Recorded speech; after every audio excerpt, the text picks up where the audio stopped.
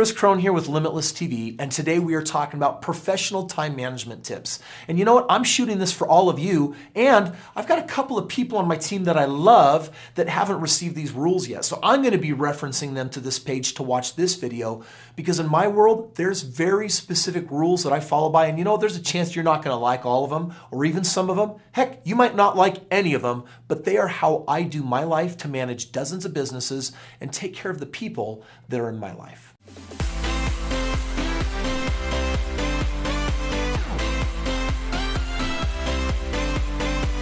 Okay, today's not going to be so much time management 101, 201, 301.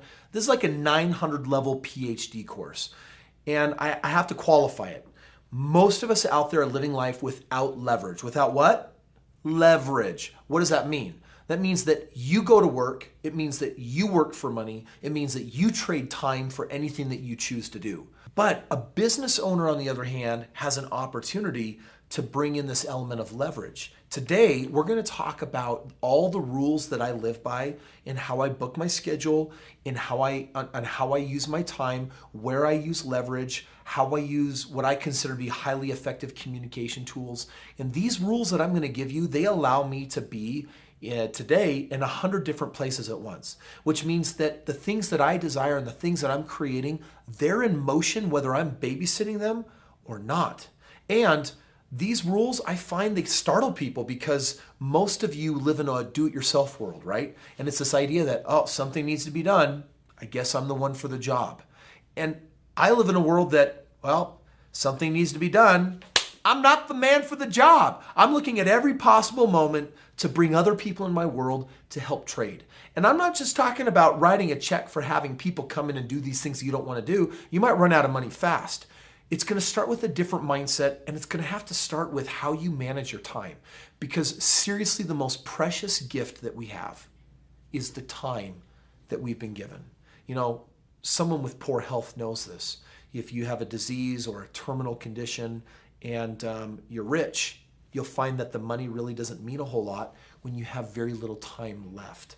So right now you're watching this video, you may not know, and probably don't, how much time you really got. I want to share with you how you can use it the most effective way possible.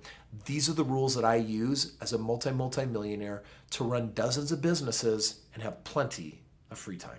I've got 5 rules in particular that I use for managing my life and my schedule. Okay, and I've written these down. I'm going to invite you to write them down. Okay, number 1, I do not use my phone to talk to other human beings like a telephone unless we have an appointment. Now, it might be an emergency call. My wife, I'll obviously pick up for her, but barring family members, any one of you ever try to call me on my phone, and what you're going to get is a voicemail. And the voicemail says, "Thanks for calling Kris Krohn. And it's difficult to reach me this way. Send me an email or shoot me a text and I'll be right in touch with you." Okay? So that first rule is, if you're always picking up the phone, you can use enormous amounts of time every day talking with whoever just feels like calling you that day. I don't run my life that way. I have other ways of communicating, and these are my filters. So number 1, I don't pick up my phone unless it's an appointment or a loved one. Number 2, change your voicemail. It's all about text and email. Now, you get to try and whether this works for you or not, but again, I'm only going to pick up the phone whether I recognize the number or not based on an appointment. Number 3, I use texting for logistics and simple answer to questions. I use emails for proposals and lengthier communications. So in my world, I've got a lot of people, and they know that when they want to reach me, they don't call me. In fact, if they do, and I know they want to talk to me, that's why they're calling, I'll actually send it right to voicemail where they get the message, "Hey, text me."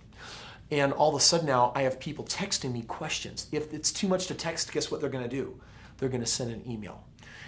Text and email, the reason why I use them over phone calls and conversations is because I'm running dozens of businesses and I want to make time for the people I choose to make time with. I don't want to make time for those that choose that they need my time. Do you understand the difference? So in my chaos of abundance, I've got a lot going on, and I want to be responsible for everyone that comes in my world. By telling people to communicate through texts, your and my mind can work 4 times faster than we can speak. So all of a sudden I glance down and people are texting me a message, and I'm replying with a yes or a no or 7:30 tonight or what about this location. And you know what? We could have had a meeting. I don't need meetings because I've got this fluid management going on where through texting, we got a lot going down. If it's too much to text, I invite them to email. Now I get people all the time hitting me up with, what about this? And I got an idea for you, and I got a business idea, and they want to pitch me stuff. And I'm really open to that. But I tell them to send me a maximum 1-page proposal. So any of you ever call and reach out and want to be in touch, like, Kris, I got this idea. Well, that would be setting aside a half-hour or a 1-hour appointment. But if I ask you to send me a 1-page email proposal, it forces you to think about what you want to say. It forces you to value your time and my time. It forces you to be ready with whatever your request is. Because a lot of times people's ideas are half-baked, they're not quite ready, but I can scan through an email in 20 seconds or in a minute, and a minute is very different than a 30-minute meeting or a 1-hour-long meeting, because I've been in meetings where 5 minutes in, I'm like, whoa, why are we having this meeting? Or we should end this early, or I should have screened this a little better. Because the reality is I want to get to everyone, but I want to let them know how they can interact with me best. So email is for lengthier conversations. I warn people, don't send me a book. Mark Twain said that if I had more time, I would have written you a shorter what? A shorter letter, which means when you take enough time to think about what you want to say, you have the ability to be concise instead of rambling on, and be to the point. Don't tell me life story about all these different things if there's something different that you want to say. So really, I'm just telling people, when you interact with me, be effective. You want to reach me? Text me. If you want to have a meeting, text me. If there's something you want to communicate to me, email me. And then through those methodologies, we're making appointments where we absolutely can get face-to-face. This is the 5th and final rule that I want to give you. This one's big. I only book half of my schedule most of the time. That means a full schedule out of a day is 4 hours. It doesn't mean that I'm only working 4 hours unless I am. I mean, I travel a lot. I take time off. I take a day off a week aside from the weekend in addition to that. But if I'm planning on working, for example, a 5-hour work week, then that means I'm never going to book more than 4 hours a day of appointments. Why is that? Because I refuse to allow my life to be led by meetings. I need my life to be led by inspiration, by revelation. That means that my logic can get me so far, but my intuition can get me further. And so by leaving space in my schedule, then as needs arise and come up, I can choose into the ones that feel right and choose out of the ones that don't, or schedule the ones for next week when that's better. So I like to have time available. So if there's an important conversation someone needs to have and we vetted it and we need to have it, I always got time for it, instead of always saying, oh, well, I'm always 2 weeks out. I'm always 2 weeks out. I'm always 2 weeks out. In my world, some of the best opportunities are going to hit today or tomorrow, which means that I need to have time to be available. And if the time doesn't get used up, I usually just spend more time playing with my family or pursuing a hobby, or maybe doing more work that I really feel like doing. These time management strategies have been super useful for me to have a lot of people in my life, a lot of people in my world, and to know who to spend time with, which groups to come and spend time with.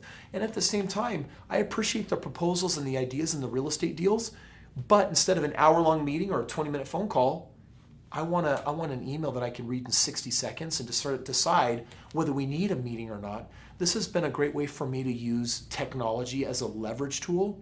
And it also means that I get to be in a lot of places at once and I can reach a lot of people. Because you matter and you're important, but we got to use the right filtering system, because if I just said yes to everyone that wanted to meet with me, not all the opportunities that come my way are the same. And I like to have a vetting process. You get to have a vetting process. So it starts with, all right, text for logistics and quick answers, and then email me for lengthier things or proposals. Then we'll set up a phone call to have a meeting only if it's been confirmed through what we receive through text or email. I never just pick up the phone for anybody that calls unless I recognize the number, I have a meeting, or it's a loved one. And then I don't fill up my schedule. I leave it open so that I can spend my time doing what needs to get done. Sometimes you don't really know the order of what needs to get done until the day of. When I look at my day, I'll rank it by easy things and hard things. And guess what I usually start with? The most important things, which might be easy or might be hard. Hard, easy doesn't matter. They all need to get done. And then I'm going to throw in this last bonus piece of information for you. My day doesn't end till everything is done that intuition tells me I get to do. Usually by 9 a.m., I got a list of what I need to do for the day, and I don't allow it to bleed over into the next. If intuition said this day it got to be done, then guess what? it gets to be done this day. Those are some of the ideas that I operate with, how I communicate with people and how I'm able to weed through lots of ideas and opportunities and things when I do and don't meet with people. And maybe the last thing I'll give you is that as a general rule of thumb, if I can avoid a meeting, I will. Why? Because we set an hour aside in our schedule when there's really 1, 2, or 3 important things that we want to say. And I prefer, and what I'm sharing with you is what I call fluid management. Fluid management essentially means that I can take care of things as they arise. Hey, it's an important question. It's short. Text me. Skip the meeting. Hey, I got a lengthy question. I'll send you an email. Skip the meeting. This is what I'm trying to do. I don't want my world filled with meetings. I only want to have meetings when I need to have them. Because you know what I found in my world? I found that 90% of the decisions that need to be made do not require meetings. They require information. Texting and email is a great way to acquire them. So this is the way that I leverage technology with my rules of communicating, so that if you got something important to say, I've got the right medium to be in touch with you, to care about what it is, and to respond. Hope this helps. Thanks. Thank you for joining us on today's video. I hope that you enjoyed it. Drop some comments below on what your favorite tips are for how you manage your time. And if you didn't like any of my tips, you can keep it to yourself. Seriously, you don't have to share that below. Or you could, and then you could start an awesome fiery debate and dialogue with other people that maybe feel that way too.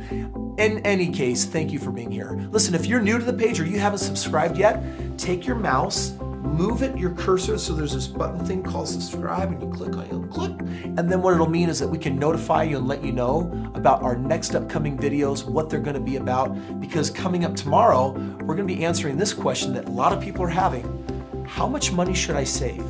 Now, I'm talking about whether you're 20 years old, 50 years old, somewhere in between, got a lot of money, got little money. Is there a magical answer for how much money you should save? Check it out.